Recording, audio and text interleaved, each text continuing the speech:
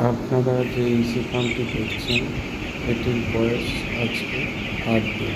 7 দিন কমপ্লিট, 8 দিন রানিং।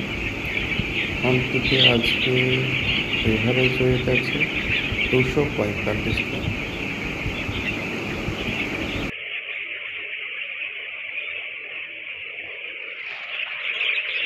আপনারা দেখুন বার্ডসগুলো কত আরাম করে রয়েছে, ভেতরে পুরো ঠান্ডা এয়ার ঠিকঠাকভাবে যাচ্ছে, এক্সস্ট ফ্যান চলছে, ভেতরের পুরো গ্যাস গন্ধ সব বাইরে বেরিয়ে যাচ্ছে।